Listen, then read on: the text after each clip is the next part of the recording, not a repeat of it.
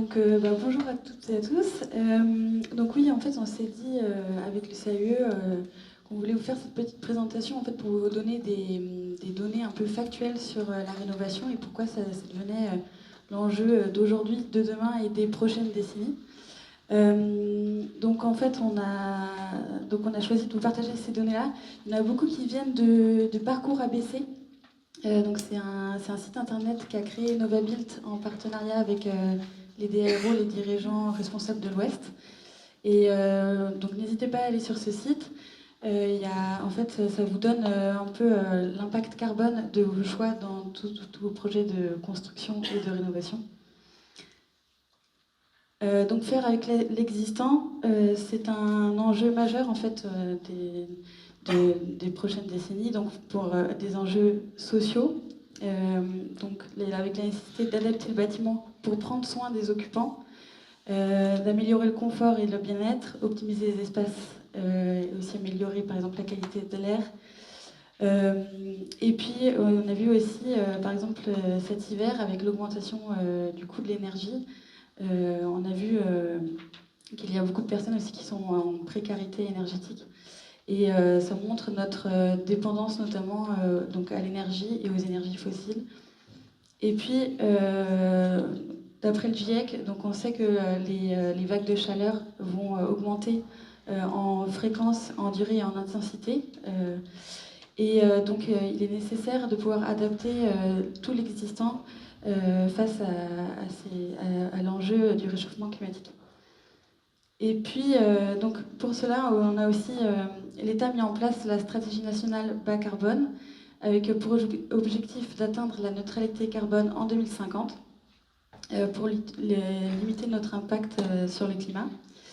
Et puis, un autre des enjeux, c'est aussi d'arrêter de s'étaler, de limiter l'étalement urbain. Et donc l'objectif, là encore, c'est la zéro artificialisation nette en 2050.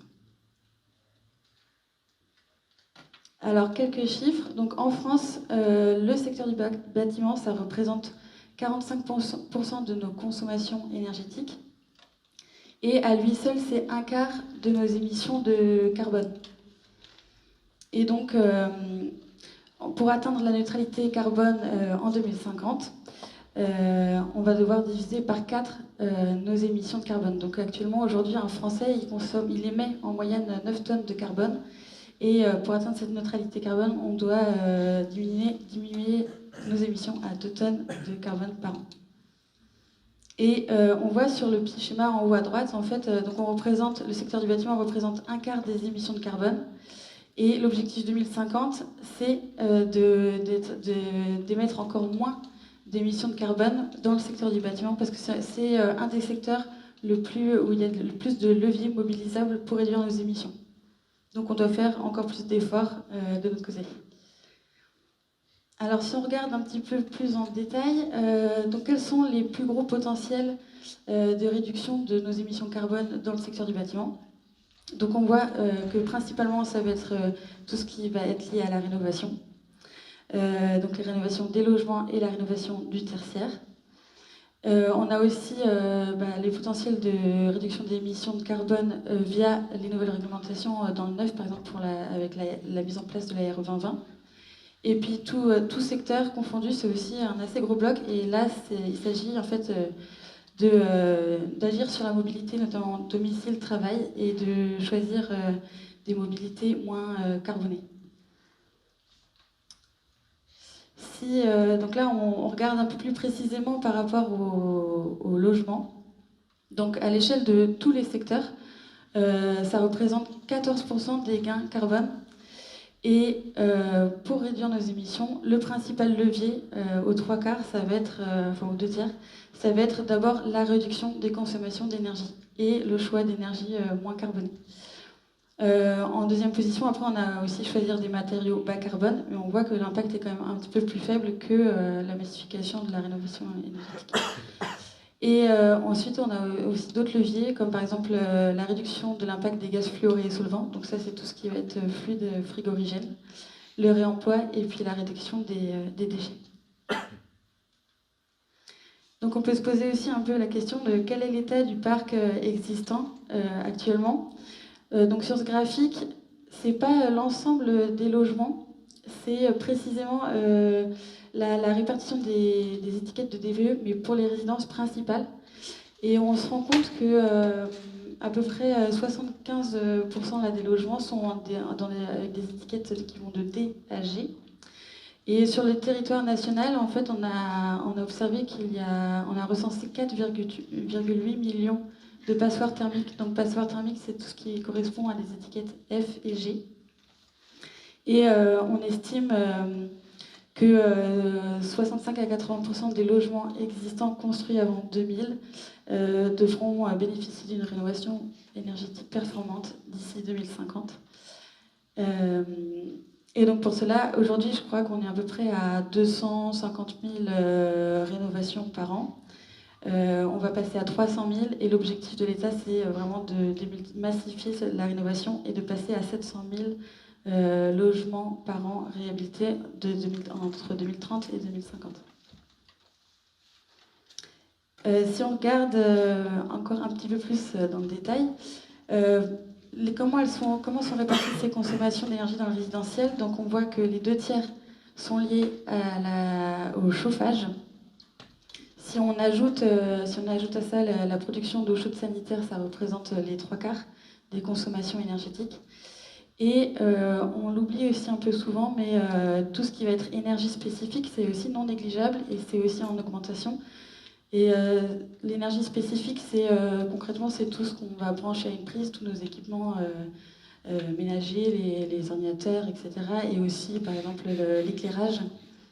Donc, pour réduire nos consommations d'énergie et donc nos émissions de carbone, on va avoir 4 leviers principaux qui sont d'abord rentrer dans une démarche de sobriété avec la sensibilisation des occupants aux éco-gestes et la réduction de nos besoins énergétiques, donc via des travaux un peu plus conséquents qui sont sur l'enveloppe du bâtiment pour réduire nos besoins, et sur l'optimisation des espaces intérieurs.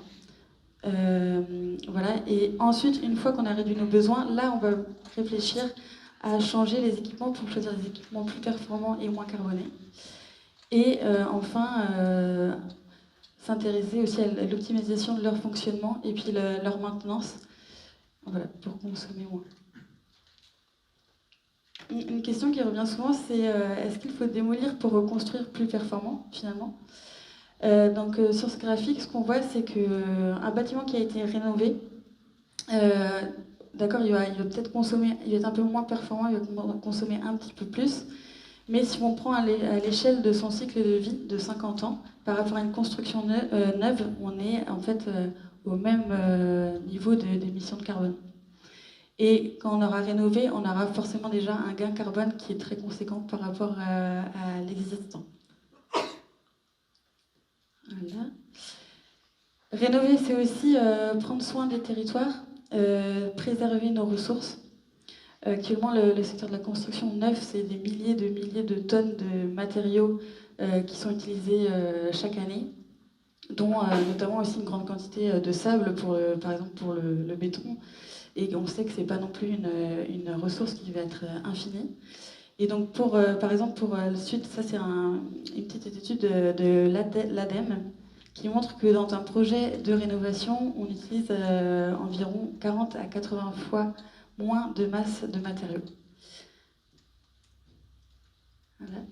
Et du coup, la réglementation, elle évolue en conséquence. Donc aujourd'hui, on a des DPE qui sont obligatoires à l'achat et à la location. Bientôt, on aura des DPE aussi pour les logements collectifs qui vont devenir obligatoires. On a aussi des audits énergétiques qui vont être obligatoires en cas de vente de maisons individuelles. Et donc les audits énergétiques, ça permet aussi d'avoir une étude beaucoup plus poussée sur le bâtiment et les équipements et des scénarios plus précis aussi, davantage chiffrés. Et voilà, avec l'interdiction progressive de l'augmentation des loyers et puis l'interdiction de mise en location pour tout ce qui va être passoire énergétique, les logements classés G, F ou E. Et enfin, aussi le diagnostic de performance énergétique, il évolue. Et maintenant, il prend en compte les consommations d'énergie du bâtiment et les émissions de carbone. L'autre enjeu qui est vraiment majeur, ça va être de limiter l'artificialisation du sol. On sait qu'en 2050, la ville représentera 2/3 de la population mondiale. Elle grandit aussi 3 fois plus vite que la population, la ville. Et donc c'est l'équivalent à peu près d'un département tous les 20 ans qui est artificialisé. Et c'est une cause majeure de la perte de la biodiversité. Si on regarde donc, sur ce petit graphique, donc bien sûr on va avoir besoin de logements supplémentaires qui sont liés donc, à différents effets, donc l'effet démographique et aussi notamment l'effet de la décohabitation. Donc la décohabitation, c'est en fait le volume de logements supplémentaires nécessaires pour absorber la taille moyenne des ménages à un nombre d'habitants constant. En fait, c'est-à-dire que, par exemple, dans les années 70, on comptait à peu près 23 mètres carrés par personne pour un logement, et aujourd'hui, en 2020, on en compte 40 mètres carrés. Donc, on a des ménages qui sont, en termes de nombre de personnes, moins importants. Donc, c'est une réflexion aussi à avoir. Et par rapport aussi, les logements vacants sont plus nombreux et on a aussi plus de résidences secondaires. Donc avant de construire, on peut se poser la question de est-ce que c'est possible de transformer par exemple ces résidences secondaires en résidences principales, ou de les mutualiser, ou de réinvestir des bâtiments qui sont actuellement vacants. Sur les causes de l'artificialisation des sols, on voit que 50% sont liés aux maisons individuelles, et que le deuxième facteur, c'est les réseaux routiers avant la construction neuve de tertiaire. Donc c'est les 3 causes principales de l'artificialisation des sols.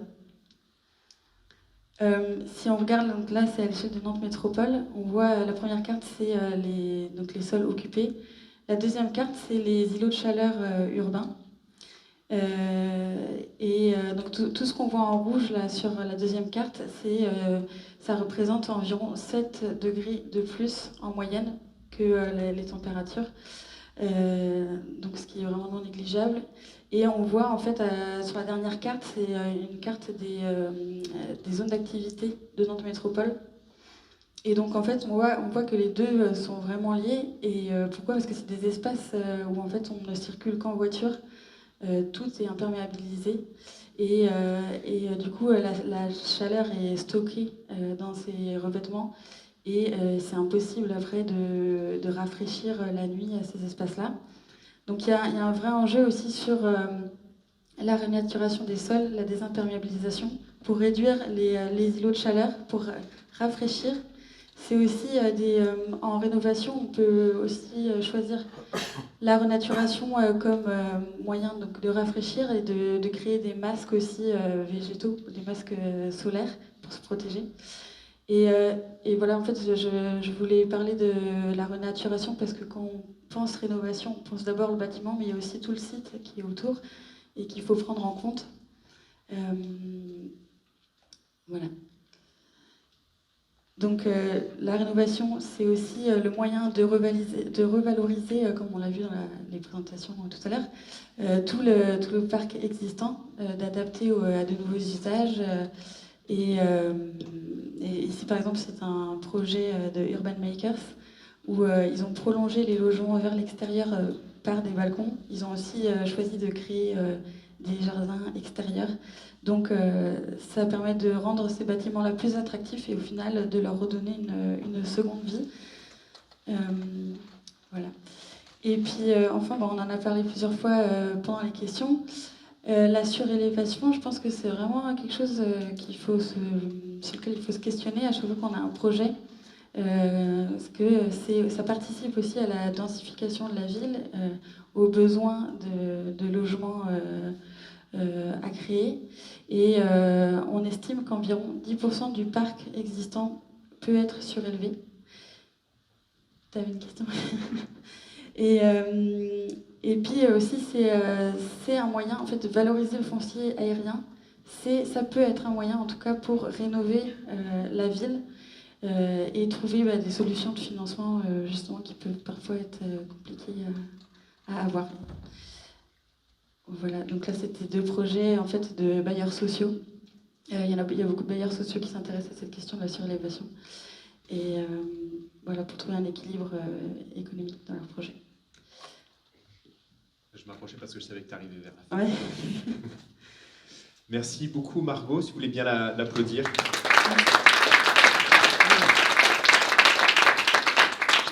J'ai vu qu'il y avait encore quelques personnes qui ne connaissaient pas l'étude de Laurent avec des capteurs qui ont été faits sur une période, je crois que c'était 2018-2019, sur les îlots de chaleur à Nantes. L'étude est en ligne, on peut aller la retrouver avec les cartes, et effectivement, il y a même un endroit dans l'étude, ils indiquent que non seulement c'est les centres commerciaux, mais qu'il y a en plus les EHPAD en proximité, parce qu'en fait, à la même époque, c'était les terrains les moins chers dans l'agglomération nantaise, et donc on voit qu'on met nos anciens dans les endroits où il fait le plus chaud, et c'est 7 degrés de différence par rapport à la fraîcheur qu'il peut faire par exemple dans la forêt du Gavre, puisque tout ça a été mesuré à l'échelle du département. Donc cette étude, elle est passionnante, elle est transposable à peu près dans toute grosse agglomération, et comme elle est cartographiée, on voit vraiment les espaces où il faut absolument qu'on agisse. Alors c'était pas le thème du jour, mais qu'on agisse dans la végétalisation. Vous avez vu aussi à quel point Novabuild, on est conscient que la réglementation, elle répond. Actuellement, il y a une sorte d'alignement des planètes, elle répond aux enjeux qui ont été posés. Ce n'est pas forcément des enjeux que la profession avait envie de porter. Hein. C'est des enjeux sociétaux. Quand on doit diviser par 2, par 3, par 4 le poids carbone d'une profession, c'est quelque chose de considérable. On porte cela.